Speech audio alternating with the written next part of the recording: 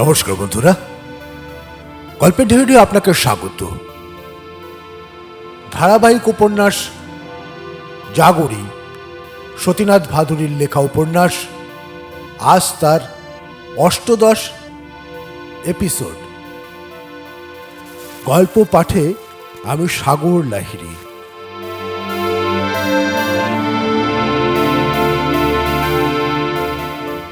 ধারাবাহিক উপন্যাস জাগরি, আজ তার ৮দশ এপিসোড।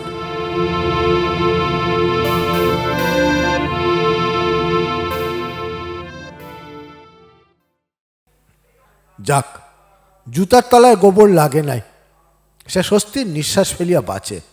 জেলার সাহেব জিজ্ঞাসা করেন, এ গোবর পরিষ্কার করেননি কেন? হুজুর, কোনো কয়েদি পাওয়া গেল না। কেন, গরু তো লকআপের পর গেট দিয়ে পাস করেনি? এর বেশি কিছু বলিতে হয় না, ভিতরের ওয়ার্ডার নিজেই এই কাজে লাগিয়া যায়। সুবেদার সাহেবের আজ দিন ভালো যাইবে না। ভোর হইতেই এই কাণ্ড। জেলার সাহেব ভিতরের দরজা খুলাইয়া জেলের ভিতর প্রবেশ করেন, বলিয়া গেলেন, দেখে আবার ভিতরের ব্যবস্থা কেমন? আপনাদের ওপর কোনো দায়িত্ব দিয়ে যে নিশ্চিন্তি হওয়ার উপায় নেই। সাহেবের ঘর আর আমার অফিস ঘর ঠিক থাকে যেন?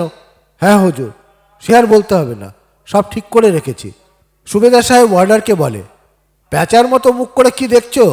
যাও দেখো সাহেবের কামরা পরিষ্কার করা হয়েছে কিনা। এসব নতুন নতুন বাহারিদের নিয়ে কাজ চালানো শক্ত। কংগ্রেস আন্দোলনের জন্য যত সব গাড়োয়ান আর হারবাহার চারবাহার সব ভর্তি হয়েছে। না বোঝে একটা কথা, না বোঝে নিজের কাজ, একেবারে দিকদারি ধরে গেল। ছোট হইতে বড় পর্যন্ত সকলেই অধস্থান কর্মচারীর সহিত একই রূপ ব্যবহার করে। 4টার ঘণ্টা পড়ে, আবার ওয়ার্ডারদের নতুন দল আসে। এক দলে থাকে 22 জন। একই দৃশ্যের পুনরাভিনয়। সব যেন এক রাত্রের মধ্যে মুখস্থ হইয়া গিয়াছে। যেন রেল স্টেশনের প্ল্যাটফর্ম। কত লোক গাড়ি হইতে নামিল, কিছু লোক উঠিল, কোলাহল বিশৃঙ্খলা, আবার যেমনকে তেমন। দাদা কি সেলের গড়ার ধরিয়া দাঁড়াইয়া চরমক্ষণের প্রতীক্ষা করিতেছে? এখন যে 4টার ঘণ্টা পড়িল, তাহা কি দাদা শুনিতে পাইয়াছে? গেটের উপর শব্দ তরঙ্গ বায়ুমণ্ডলের ভিতর কম্পন সৃষ্টি করিয়া কন্ডেমড সেলসে পৌঁছিতেছে। আমার চিন্তা তরঙ্গ কি পৌঁছিতে পারে না? শুরু করছি 4র্থ অধ্যায়, জেল গেট। নীলু। দাদা শেষ মুহূর্তে কাহার কথা ভাবিবে? মার, জ্যাঠাইমার, না আমার? আমার কথা ভাবিবে কেন? নিশ্চয়ই ভাবিবে। চিন্তা ভরায় থাকিবে গ্লানিতে, বিষাদে, আমার ওপর অভিমানে। উহার যুক্তিতর্কের বহু উপরের জিনিস। ইহার পর আমার আর পূর্ণিয়ায় থাকা অসম্ভব। জ্যাঠাইমাকে মুখ দেখাইব কি করিয়া? পাড়ার লোকেদের সম্মুখে যাইব কি করিয়া? সাক্ষ্য দিবার পর হইতে এতদিন এই অবস্থা কতকটা সহিয়া গিয়াছে, কিন্তু মার সম্মুখে যাওয়া সে তো অসম্ভব।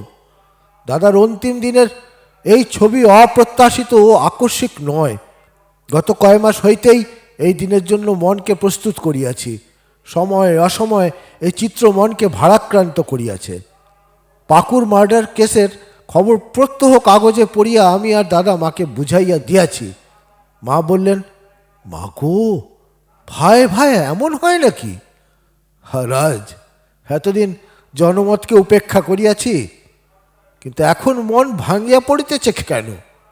জনমতকে তাচ্ছিল্য করা চলে, কিন্তু মার অব্যক্ত বেদনা ভরা দৃষ্টিকে, জ্যাঠাইমার নীরব ভর্ৎসনাকে উপেক্ষা করা চলে না। কেন চলিবে না? Sentimental nonsense. আমার সম্মুখে বেদনা জর্জর সমাজের অগণিত কাজ পড়িয়া রহিয়াছে। সমাজে যুগ যুগ সঞ্চিত অশ্রু মুছানোর ভার যাহার উপর ন্যস্ত, তার কি সংকীর্ণ গৃহকোণের 2-4 বিন্দু তপ্ত অশ্রুর কথা মনে করিলে চলে? খদ্দরের শাড়ির অঞ্চল দিয়াই যে কয়েক ফোঁটা অশ্রু মুছিয়া যাইবে। শীর্ণ কন্থা ও মলিন উপাধান ওই সামান্য কয়েক বিন্দু অশ্রুকে তপ্ত বালুর ন্যায় শুষিয়া লইবে। আমার কি ইহার জন্য পড়িয়া থাকিলে চলে? এখনো আমি আমার নিজের ভবিষ্যৎ লইয়াই চিন্তিত। আমার কি হইবে তাহারই গুরুত্ব আমার কাছে বেশি। দাদার কি হইতেছে তাহার নয়, কানাইলালের মৃতদেহের ফটোর মুখটি মনে পড়িতেছে। দাদাকে কি ওইরূপ লোহার স্ট্রেচারে শোয়াইয়া দিবে? চোখ দুইটি অর্ধ নিমিলিত, অন্তিম শ্বাস গ্রহণের প্রাণপণ চেষ্টায় মুখটি বিভৎস হইয়া উঠে নাই। অক্ষি গোলক দুইটি কোটর হইতে ঠেলিয়া বাহিরে আসিয়া পড়ে নাই। শান্ত নিদ্রার ভাব, কেবল গলাটি ফোলা, রক্ত জমিয়া নীল দাগ হইয়া গিয়াছে। জেল ডাক্তার অঘোরবাবু জেল গেটে প্রবেশ করিলেন। ভদ্রলোক দ্রুত আসিবার চেষ্টায় পরিশ্রান্ত হইয়া গিয়াছেন। কোনো দিকে তাকাইবার অবকাশ তাহার নাই। জেলে বোধহয় 5-6 জন ডাক্তার আছেন, কিন্তু জেলের বড় ডাক্তার সিভিল সার্জন থাকেন শহরে, তাহার এখানে কোয়ার্টার নাই। যদিও যুদ্ধের পূর্বে সিভিল সার্জনই জেল সুপারিনটেন্ডেন্ট হইতেন, অঘোরবাবু আবার কেন আসিলেন? সুবেদার জিজ্ঞাসা করে, ডাক্তার সাহেব আপনি আবার কেন? এই এমনি এলাম। সুবেদার সাহেব নিজেও ব্যাপারটা বোঝে। আজ সকলেরই ইচ্ছা সাহেবের কাছে নিজের কর্তব্য পরায়ণতা দেখানো। অঘোরবাবুর সহিত আমার পরিচয় আছে, ভাগ্যে আমার দিকে তাহার নজর পড়ে নাই। আবার কি না কি জিজ্ঞাসা করিয়া বসিতেন। তিনি অফিস ঘরে ঢুকিলেন।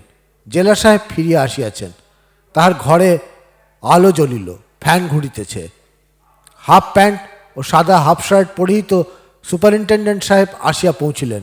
সঙ্গে সাদা ও খয়েরি রং মিশ্রিত একটি বুল টেরিয়ার। ওয়ার্ডারের মুখে সন্ত্রস্ত ভাব। Salute, attention. কুকুরটি ভেতরে প্রবেশ করিবার পূর্বে একবার কি মনে করি আমার দিকে ঘুরিয়া গেল। ভিতরের ওয়ার্ডার কুকুরের জন্য দরজাটি অর্ধোন্মুক্ত করিয়া রাখিয়াছে। সাহেবের অপেক্ষা তাহার কুকুরের ওপর জেল কর্মচারীদের আনুগত্য কম নয়, ইহা দেখাইতে সকলেই সচেষ্ট। জেলার সাহেব ঘর হইতে বাহির হইয়া আসিলেন সাহেবকে অভ্যর্থনা করিবার জন্য। অঘোরবাবুও সেখানে আসিয়া দাঁড়াইয়াছেন। সুবেদার জেলের সাহেবের সম্মান রক্ষার জন্য একেবারে উহার গা ঘেঁষিয়া না দাঁড়াইয়া একটু দূরে দাঁড়াইয়াছেন। সাহেব হাসিয়া কে যেন গল্প করিতেছেন, আর অন্যমনস্ক হাতের টর্চটি একবার জ্বালাইতেছেন, একবার নেভাইতেছেন। কুকুরটি একবার অফিস ঘরে, একবার প্যাসেজে আসা যাওয়া করিতেছে। মশালগুলি শুকিতেছে। সাহেবের কাছে আসিয়া যেন কি খবর জ্ঞাপন করিয়া চলিয়া গেল। নৈশ নিস্তব্ধতা বিদীর্ণ করিয়া মোটর লরির শব্দ হইল। নিকটে আসিতেছে। ভোঁ ভোঁ, এত জোরেও মোটর হর্নের শব্দ হয়। দাদা, মা, বাবা সকলেরই কানে হয়তো এই শব্দ পৌঁছিল। এখানে মোটর ভ্যান গেটের কিছু দূরে আসিয়া দাঁড়াইল। এই বুঝি উহার দরজা খুলিয়া লাফাইয়া পড়ে।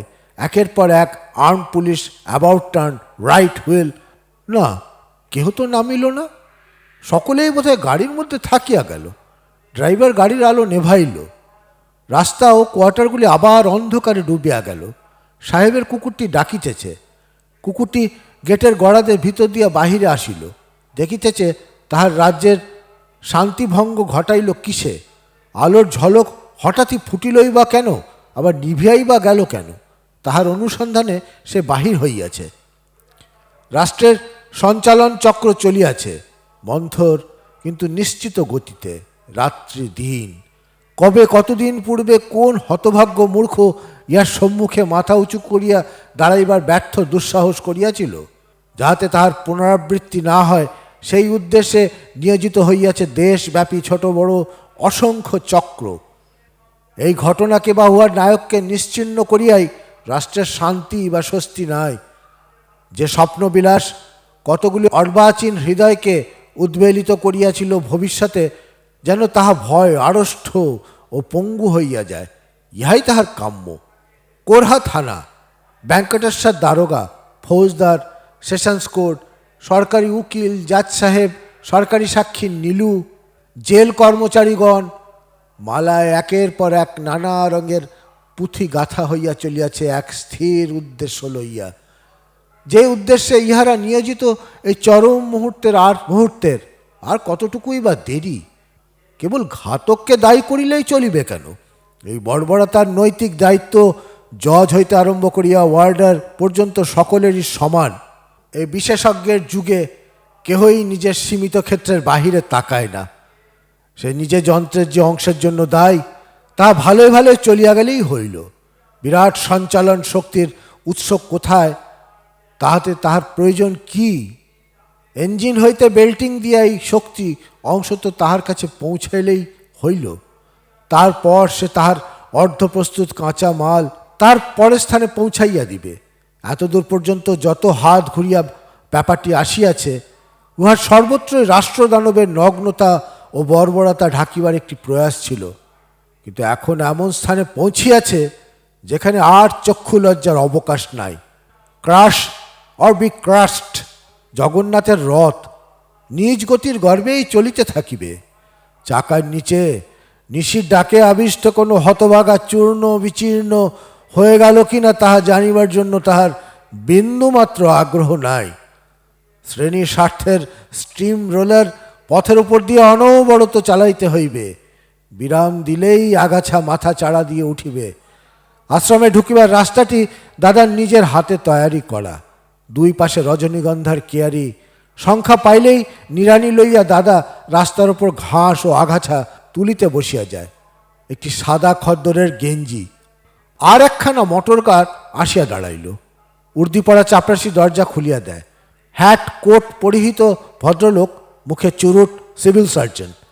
সুপারিনটেন্ডেন্ট সাহেবের দল তাহাকে অভ্যর্থনা করে। সিভিল সার্জন বলেন, আমার দেরি হয়ে গেল নাকি? আমার জন্য অপেক্ষা করছেন না তো? না না, এখনো ম্যাজিস্ট্রেট এসে পৌঁছাননি। সুপারিনটেন্ডেন্ট রিস্ট ওয়াচ দেখেন, মুখে বিরক্তির ভাব। আসুন, ঘরে বসা যাক। চেয়ার টানিয়া লইবার শব্দ হইল। ঘরের ভিতর হইতে গল্পের মৃদু গুঞ্জন ভাসিয়া আসিতেছে। আবার মোটর হর্নের শব্দ হইল। এখানে গাড়ি আসিয়া দাঁড়ায়। হাফ প্যান্ট পরিহিত একজন অল্প বয়স্ক ভদ্রলোক গাড়ি হইতে লাফাইয়া নামিলেন। তিনি দৌড়াইয়া জেল গেটে প্রবেশ করিতেছেন। জেলা সাহেব তাহাকে অভ্যর্থনা করিতেছে। না না, আপনার দেরি হয়নি, আমরাই তাড়াতাড়ি এসেছি। ডাক্তার ও সুপারিনটেন্ডেন্ট ও ঘরে আপনার জন্য অপেক্ষা করছেন। চলুন, ঘরে বসবেন। ঘরে আর যাইতে হইল না। সুপারিনটেন্ডেন্ট, সিভিল সার্জন সকলেই জেলের ভিতর প্রবেশ করিবার জন্য প্রস্তুত হইয়া ঘরের বাহিরে আসেন। একে একে সকলে ভেতরে প্রবেশ করেন। দরজাটি অনুচ্চ, সকলেরই মাথা নত করিতে হইতেছে। দিল্লির দরবারে এইরূপ একটি গেটের কথা শুনিয়াছিলাম। কোথাকার রাজা যেন ইহাকে অপমান মনে করিয়া আসেন নাই। যক্ষপুরীর অন্ধকার একে একে সুপারিনটেন্ডেন্টের দলের সকলকে গ্রাস করে। এখন এখান হইতে পলাইয়া গেলে কেমন হয়? শবদেহের দিকে আমি তাকাইতে পারিব না। এখান হইতে পলাইয়া গেলে কেহ লক্ষ্য করিবে না। ম্যাজিস্ট্রেটের হুকুমটি জেলের লোকদের দেখাইতে হইবে। তাহা না হইলে তারা আমাকে শবদেহ দিবে কেন? কোথায় গেল কাগজখানি? কোনো পকেটে তো নাই দেখিতেছি। কি হইল, বাড়িতে ফেলে আসিলাম নাকি? তাহা হইলে তো এখনই যাইতে হয়।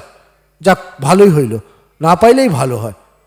পরের ট্রেনে পাটনায় কিংবা বোম্বাইয়ে চলিয়া গেলে কেমন হয়? আমার দলের ইন্টেলেকচুয়াল কমরেডদের সহিত সাক্ষাৎ করা বড়ই প্রয়োজন। না, এই তো কাগজখানি পকেটে আছে। কাল নিজ হাতে এই পকেটে রাখিয়াছি। যাইবে কোথায়? অথচ এখনই সব পকেটে খুঁজিয়া দেখিলাম, কোথাও পাই নাই। সুবেদার সাহেবের মুখের দিকে দৃষ্টি যায়। সেও আমার দিকে তাকাইয়াছিল। সে চোখ ফিরিয়া লয়, আর সে আর আমার দিকে তাকাইতে পারিতেছে না। দূরে মনে হইতেছে দু একজন করিয়া লোক জড়ো হইতেছে। আর্ম পুলিশের ভয় বোধহয় বেশি লোক আসে নাই। না হইলে এই স্থান এতক্ষণে লোকে লোকারণ্য হইয়া যাওয়া উচিত ছিল। একটি কোয়ার্টারের দরজা খুলিল। সকলেই বোধহয় শবদেহ দেখিতে উৎসুক। দাদার গলায় একটি কালো তিল আছে। শীতকালে গেরুয়াধারী পাঞ্জাবি জ্যোতিষীর দল প্রতি বৎসর পূর্ণিয়াতে আসে। তাহাদেরই একজন সেবার আমাদের আশ্রমে আসিয়াছিল। আসিয়া বিকৃত উচ্চারণে ঈষৎ হাস্যের সহিত বলিল, আমি ফরচুন টেলার। সে দাদার আপত্তি সত্ত্বেও তাহার হাত দেখিয়া বলিয়াছিল যে 80 বছর দাদার পরমায়ু। সব ভণ্ড মিথ্যেবাদীর দল। দাদা তাহার কথা শুনিয়া হাসিতেছে আর বলিতেছে, এটা কংগ্রেস অফিস, আমরা কিন্তু তোমার এই কষ্ট স্বীকার করার জন্য পয়সা দিতে পারবো না। আচ্ছা, দাদা যদি ভয় অজ্ঞান হইয়া যায়, তাহা হইলেও কি ইহারা সেই অবস্থাতেই ফাঁসি কাটে ঝুলাইবে নাকি? তা কি হয়?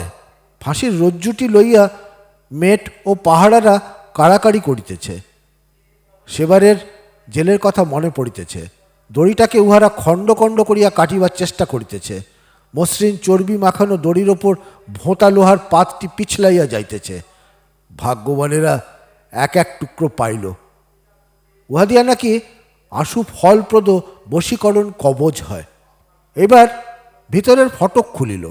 সুপারিনটেন্ডেন্ট, ম্যাজিস্ট্রেট, সিভিল সার্জন, জেলার, অঘোরবাবু, অ্যাসিস্ট্যান্ট জেলার, ওয়ার্ডার ওয়ার্ডার ওয়ার্ডার কুকুর, ওয়ার্ডার ওয়ার্ডার, সকলে যেন জোর করিয়া মুখে হাসির ভাব আনিতে সচেষ্ট। দেখাইতে চায় না যে এই সামান্য ঘটনায় সে কিছুমাত্র বিচলিত হয় নাই। ইহাতে তাহাদের চা খাইবার অল্প দেরি হইয়া গেল মাত্র। সুপারিনটেন্ডেন্ট, সিভিল সার্জন আর ম্যাজিস্ট্রেটকে নিজের বাংলোয় চা খাইতে অনুরোধ করেন। গেট খোলা হয়। কুকুরটি আগে আগে পথ দেখাইয়া চলে। মোটর কার দুইখানি তাহাদের পিছনে পিছনে বাংলোর ধারে গিয়া দাঁড়ায়। লরির ড্রাইভার তৈয়ারি হইয়া স্টিয়ারিংয়ে হুইল ধরিয়া বসে। ওয়ার্ডার ভিতরের দরজা এখনও একটু ফাঁক করিয়া ধরিয়া রাখিয়াছে। এই বুঝি আসিয়া পড়ে এই মুহূর্তে। আরে নীলিবাবু যে, নমস্কার। এত ভোরে এদিকে কোথায়? ইন্টারভিউয়ের তদবিরে বুঝি? সিআইডি তো 8টার আগে আসে না। আসুন আমার বাড়িতে, ততক্ষণ চাটা একটু খেয়ে নেওয়া যাক, কি বলেন? অঘোরবাবু আমাকে উত্তর দেবার সুযোগ দেন না। অতি কষ্টে কোনো রকমে বলি, না, ইন্টারভিউ আসেনি, এসেছিলাম আজ দাদার আর কথা বাহির হয় না। ঠোঁট কাঁপিতেছে, কিন্তু কথা বাহির হইতেছে না। কে যেন দৃঢ় হস্তে গলাটি চাপিয়া ধরিয়াছে। আমার চোখে জল আসিয়া গেল। অন্যদিকে তাকাইয়া কোনো রকমে ম্যাজিস্ট্রেট সাহেবের চিঠিখানি তাহাকে দিই। অঘোরবাবু চিঠি পড়িতেছেন। চোখের জল মুছিয়া ফেলি। আরে তাই বলুন।